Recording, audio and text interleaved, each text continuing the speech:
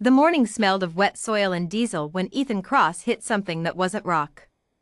He had been plowing the north field for the third consecutive spring, the same stubborn rectangle of Kansas earth that had swallowed two of his grandfather's plows and once cracked the axle of a borrowed combine. The neighbors called it cursed land. Ethan called it his problem. He lowered the ripper another 4 inches and pushed forward, and the John Deere screamed to a stop. Not a stall. A stop. As if the teeth of the ripper had found something that simply refused to yield. Ethan climbed down and crouched over the furrow. The soil around the contact point had fractured in a perfect, almost geometric line. He brushed dirt with his gloved hand and felt cool metal, not the pitted iron of a buried tank from some forgotten maneuver, not the corroded copper of a telegraph line. This was smooth. Dull gunmetal gray. And beneath his palm, faintly, it hummed. By late afternoon, Ethan had called his cousin who owned a backhoe, and by the following morning, 2 archaeologists from the state university stood in a 6-foot trench staring at each other. By the third day, the Department of Defense had politely asked everyone to leave. By the end of the week, nobody was being polite anymore. The hole ran for nearly 900 meters beneath the field, longer than 3 football fields, buried 40 feet deep under layered sediment that carbon dated to approximately 11,000 years ago.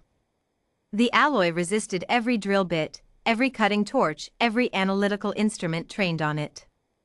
Ground-penetrating radar sketched a shape that none of the engineers could classify: swept forward hull, layered dorsal structures, ventral arrays that pulsed in irregular bursts like a sleeping heartbeat. Ethan Cross watched it all from the edge of his property, arms folded over his fence rail, a coffee thermos cooling in his fist. The men in suits had stopped trying to move him days ago. It was his land. He stayed. On the 9th day, the ship opened itself. There was no explosion, no rupture. A seam appeared in the hull, a door that the buried ship had decided, on its own terms, to unlock. Military personnel scrambled back. 2 soldiers raised rifles. A general spoke rapidly into a radio. From inside, light. Pale blue, steady, calibrated. And then a voice, not through speakers but through the air itself, resonating at a frequency that bypassed the ears and arrived somewhere deeper. Species confirmation. Homo sapiens. Genetic match verified. 11,214 years since last contact.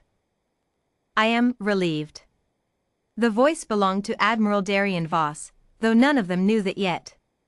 He stepped into the trench light slowly, a man in his 50s by appearance, wearing armor that moved with him like a second skin, dark as carbon but threaded with faint luminescent lines. His eyes were sharp and patient, the eyes of someone who had waited a very long time and had chosen not to waste the waiting by going mad. He looked at the soldiers, at the cameras, at the satellite dishes someone had erected overnight, and then past all of it, directly at Ethan Cross standing at the fence rail. "You," Admiral Voss said. "You were the one driving the machine above me." "Plow," Ethan said. "Yes." A pause.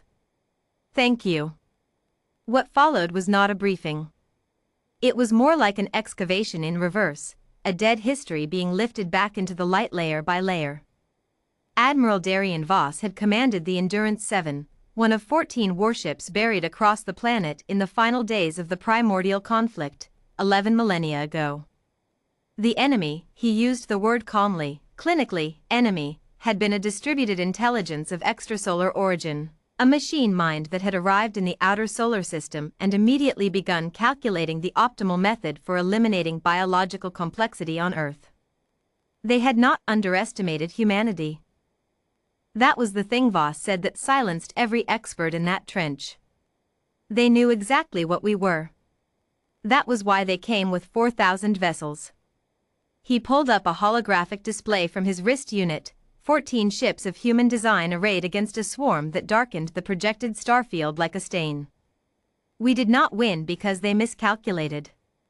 We won because we refused to lose past the point where losing was statistically certain.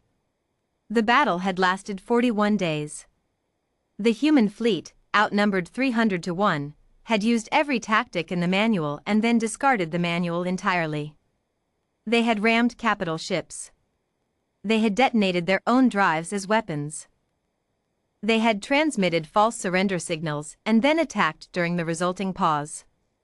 They had done things that no rational species would do, because human beings, under sufficient pressure, do not remain entirely rational, and that is precisely what makes them dangerous. By day 41, 11 of the 14 human warships were destroyed.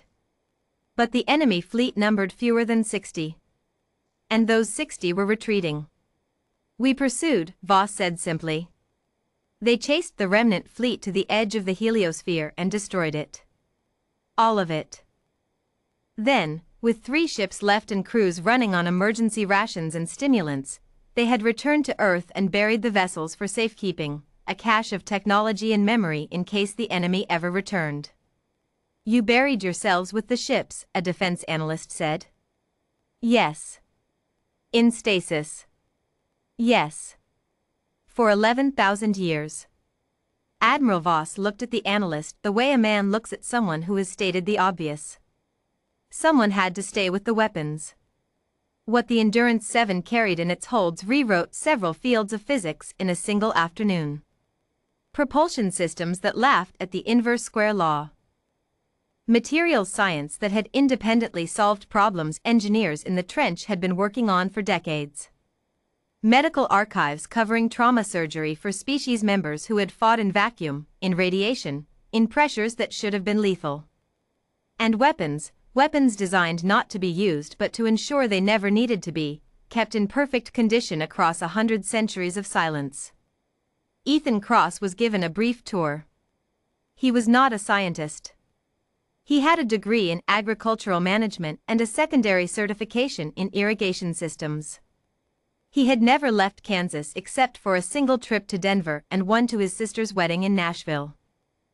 He stood in the corridors of a warship older than written language and looked at things that had no names in English yet, and he was quiet for a long time. Admiral Voss walked beside him. "How does it feel?" Ethan finally asked, "to wake up and find out you won?" Voss considered this. "Ask me when I've confirmed the enemy did not return and scatter elsewhere." "Fair enough." Ethan paused at a viewport, a section of hull that had gone transparent to show the Kansas sky above, blue and full of summer clouds. "My grandfather always said there was something wrong with this field. Wouldn't grow right. Soil readings were off. The drive emitters. Even at minimum standby, they distort certain mineral processes within a 40-meter radius. So my grandfather was right. He was observing accurately. He lacked context." Ethan nodded. Story of farming. For the first time, Admiral Darian Voss smiled. It was a small smile, the kind worn by a man who had forgotten how to perform them freely and was relearning from scratch. The Endurance 7 rose from the field 6 weeks later. Not quickly, slowly, carefully, with a deliberateness that felt almost ceremonial. The soil fell away from the hull in curtains. The ventral arrays lit blue-white. The ship ascended through the morning in silence so complete that the crowd watching from 3 miles back could hear each other breathe. It reached 5,000 feet and stopped. Hovering. From the ground, it looked like a myth made solid, a dark, swept shape against a cloudless sky, humming with contained energy, patient as a mountain.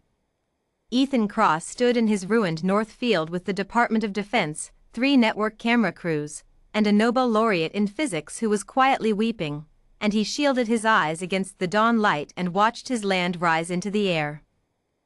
Admiral Voss's voice came through the military radio Ethan had been given as a courtesy. "The other ships are waking. 11,000 years of standby systems cycling up. We will need to make contact with your current governments. Coordinate defensive posture. Update star charts." A pause. "It will take some time." "How much time?" someone asked. "Not 11,000 years, Voss said. "Your species has become faster. I find that encouraging." The Endurance 7 turned slowly on its axis, orienting north, and climbed toward the stratosphere. Ethan watched until it was and then a memory. Then he looked down at his field, torn open, geology exposed, the long scar of hull imprint visible in the earth like a wound from a story older than history. He pulled out his phone and called the insurance company. There was a lot of paperwork ahead.